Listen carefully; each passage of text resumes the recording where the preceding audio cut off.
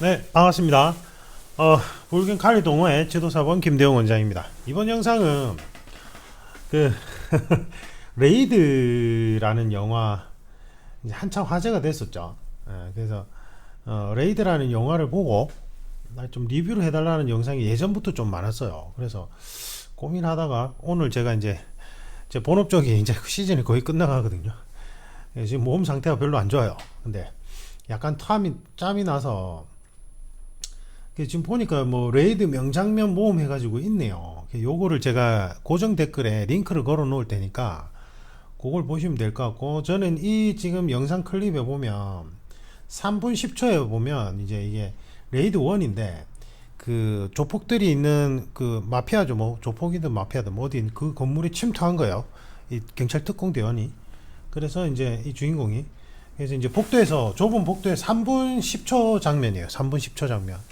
좁은 복도에서 이 한 손 검을 든 네 명이 달려오고 주인공도 같이 달려가면서 이제 무슨 화려한 액션을 하는데, 저는 이제 도검류 전문가로서 계속 하는 얘기가 이런 영화에서 실제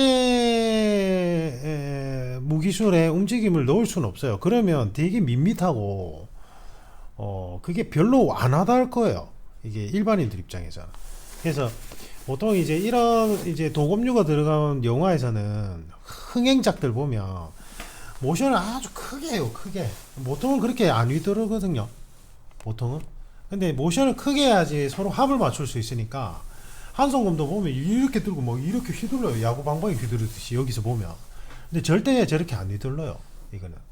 그래서 이제 근데 이제 이게 일반인들 눈높이에 맞춰서 액션을 좀 그럴듯하게 보이려면 어쩔 수 없는 부분이 있다는 거죠. 그래서 항상 이제 영화의 액션씬은 실제 무술적 기법과 그 다음에 이제 화려함, 그래서 이제 보는 대중들의 눈높이에 맞춰서 그 접점을 찾아가는 게 제일 중요하다고 생각하고, 그런데 이제 여기에서 이제 진짜 뭔가 이합적이냐 이합적이지 않냐는 이 내용의 구성에 달려 있는데, 사실은 제가 전에 얘기했던, 제가 혹평을 했던 마이네임 있죠. 마이네임의 그런 액션씬들은 전혀 무기술이나 그 당시 상황 전술적으로 이합이 안 맞거든요. 그래서 제가 이제 그때 혹평을 했던 거고, 그게 가능할 수가 없어요. 뭐 여고생, 고등학교 졸업한 여고생이 조폭들이 서로 이제 종합격투기식으로 훈련하는 데 가서 그것도 뭐 몇 달 만에 뭐 우승을 해요.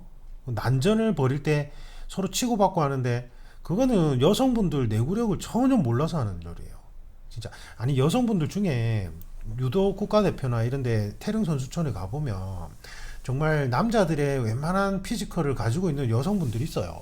근데 그런 이제 정도의 체격이라면 이해를 하는데, 거기 주인공으로 나오신 분이 여배우 여배우고 여배우 몸이잖아요, 그죠? 그런 지방도 없는 그런 몸으로는 그게 불가능에 가깝거든요. 그 얘기는 제가 전에 많이 설명드렸고, 자, 그런 측면에서 이 레이드 액션을 보자면 이게 이제 사실은 좀 말이 안 되는 게 많죠. 이게 전혀 실전적이지도 않고. 왜 그러냐면 보세요. 지금 3분 10초 장면인데 주인공이 처음에 어떤 장면이 딱 비춰지냐면, 복도 끝에 칼 든 한 손 검을 든 네 명이 서 있고, 주인공이 복도 끝, 그 반대편 복도 끝에 있는데 주인공 옆에는 마침 나무 상자들이 쌓여져 있어요. 예. 근데 주인공은 혼자죠. 더군다나 무기도 없어요. 근데 지금 이제 상대방들은, 조폭들은 한 손 검을 들고 있어요. 숫자마저 4명이에요. 이때는 도망가는 게 제일 우선이고, 도망을 갈 수 없는 상황이라면 1대 다수를 상대할 때 특히 좁은 복도에서 전략에 대해서 제가 전에 설명드린 게 있어요. 이제 검은 태양 리뷰하면서 말씀드렸죠. 그래서 좁은 장소에서는, 좁은 복도에서는 절대 내 뒤편으로 적을 보내면 안 돼요. 그러면 내가 운신의 폭이 좁은 상태에서 뒤하고 앞뒤로 이제 적의 공격이 들어오면 도검류, 그거는 방어가 거의 불가능에 가까워요.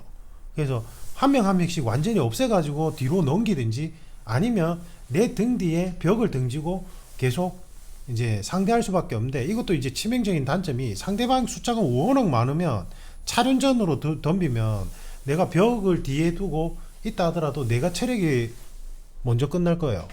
그래서 이거는 극도로 불리한 상황이라서 사실은 이때는 도망을 가야 되는 거고, 그 다음에 이 상황에서는 사실은 옆에 나무 상자를 활용했어야 돼요. 이제 진짜 이게 상황이라면.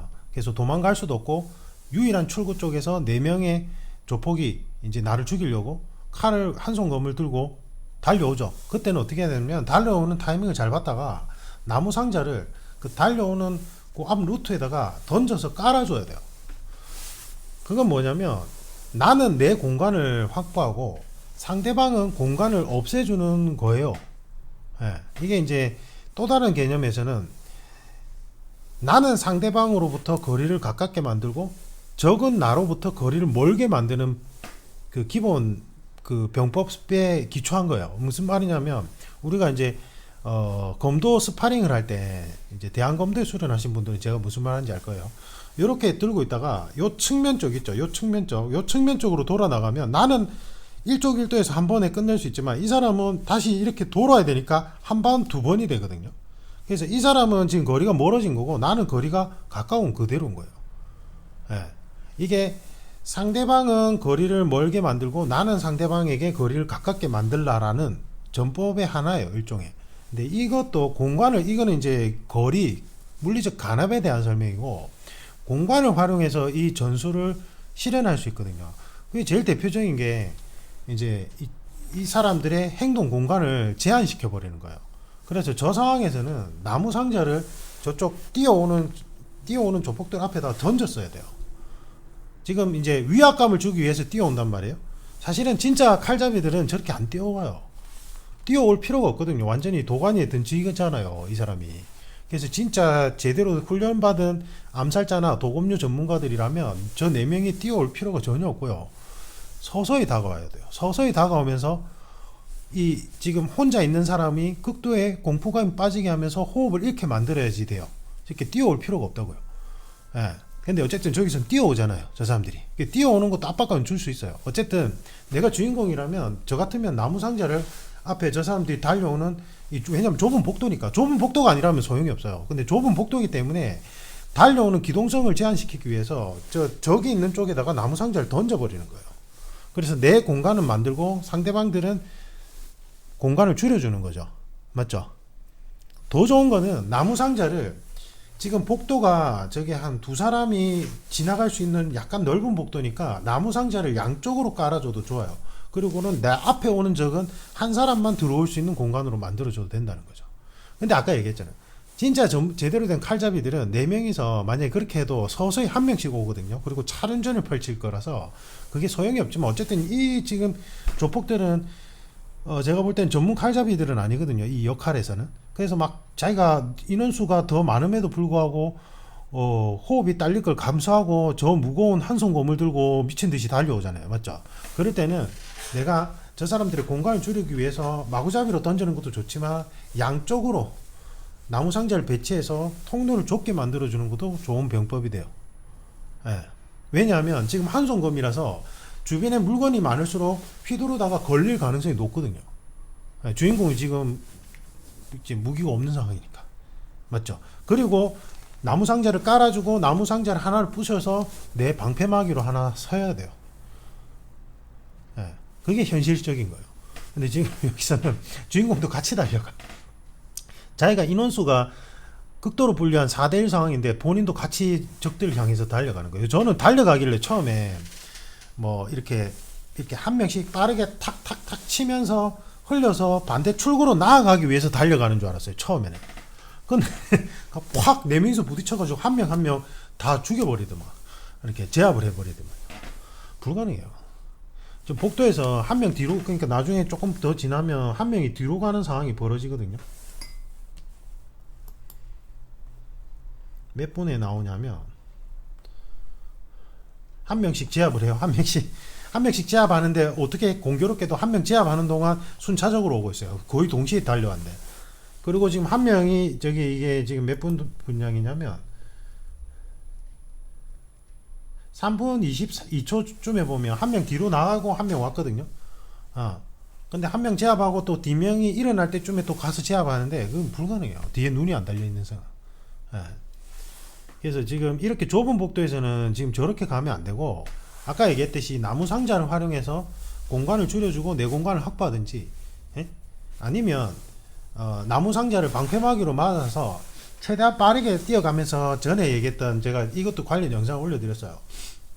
개활지에서 쓰는 방법인데 한 명이 부딪히면서 이 한 명에게 가볍게 타격을 주고 또 이 한 명한테 부딪히고 한 명한테 부딪히고 이제 우리가 공 삐용 올리면 탕탕탕탕탕탕 하면서 꼬리 나는 거 있죠. 그 기계 이거 이렇게 탁 공 쏘아 올리면 탕탕탕탕 그거 하듯이 적 사이를 탕탕탕 가볍게 부딪히는 형태로 해서 본인이 이제 탈출로로 빠져나와야 돼요.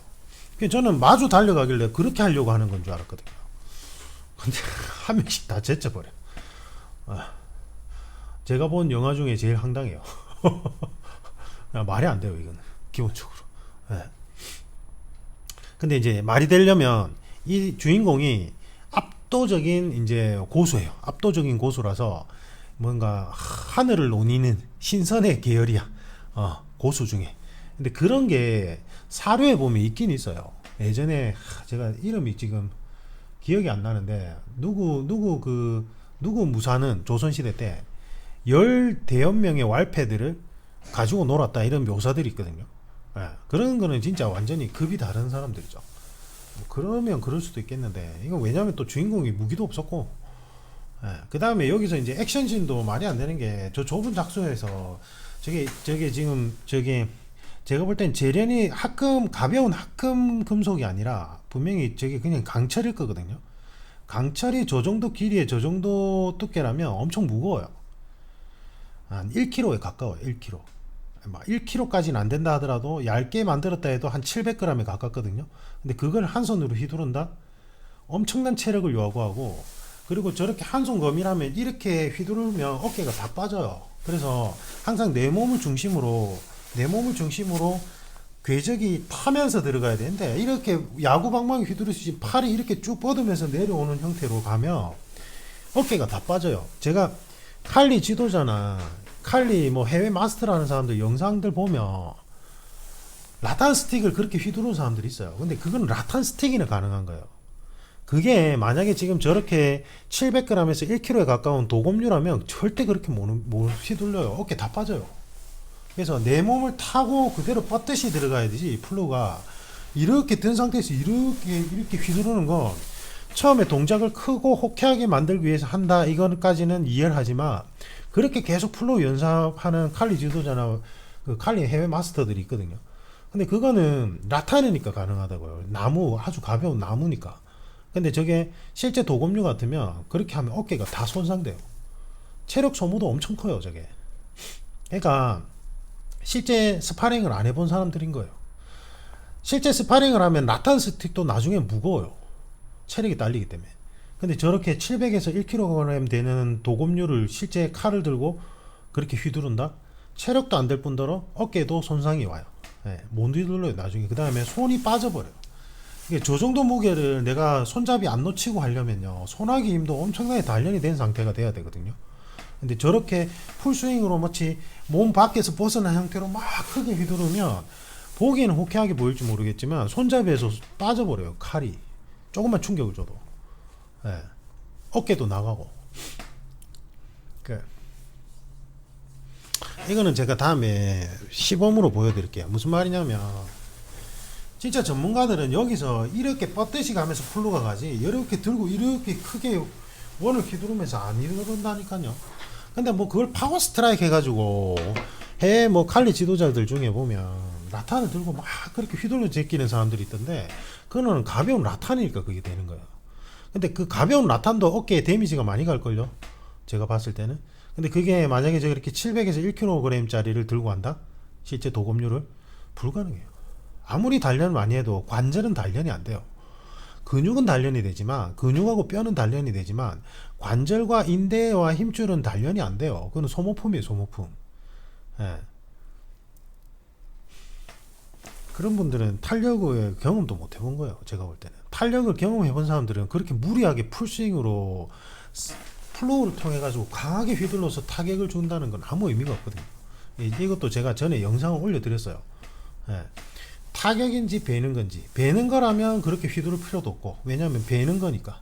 그래서 퍼피에 닿는 순간 당김으로써 베는 거라서 그렇게 마치 풀스윙 하듯이 세게 휘두를 필요도 없고 그 다음에 타법이라면 그렇게 휘둘러 버리면 타격력이 수직으로 전달되는 게 아니라 흘러내려 버려요. 그래서 그거는 타법도 아니고 그 배기 플로도 아니에요. 그렇게 하는 거는. 근데 지금 여기서 보면 차마 이렇게 한단 말이에요. 이렇게. 맞죠? 그래서 뭐 액션이 합을 짜기 위해서 일부러 그렇게 한 거라면 제가 이해는 하는데, 실제로는 저렇게 플루가 움직이지도 않고, 그리고 전술상으로 1대4 상황에서 저렇게 하면 자살이에요, 자살. 예, 저렇게 하지도 않아요. 근데 관객 입장에서 멋있죠. 이 경찰 특공대 한 명이 4명을 그냥 바르잖아요. 예? 그것도 극도로 불리한 상황에서. 맞죠? 그래서 이제 이 영화가 실전적이다라고 얘기하는가 모르겠는데, 제가 볼 때는 그냥 예전에 저기 홍콩 액션 그거랑 별 차이가 없어요. 이합적인 부분에서 보면. 예.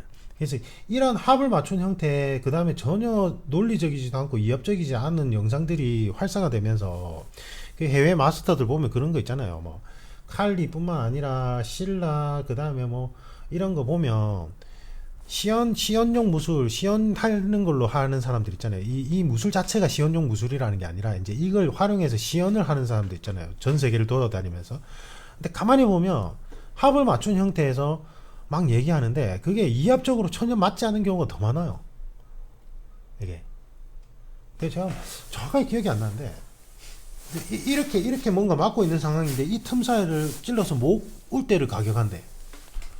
내가 너무 황당해가지고, 가만히 있어도 목을 때는 가격하기가 힘들어요. 왜냐면 여기는 중요 장기이기 때문에 사람이 본능적으로 목을 움츠리거든요.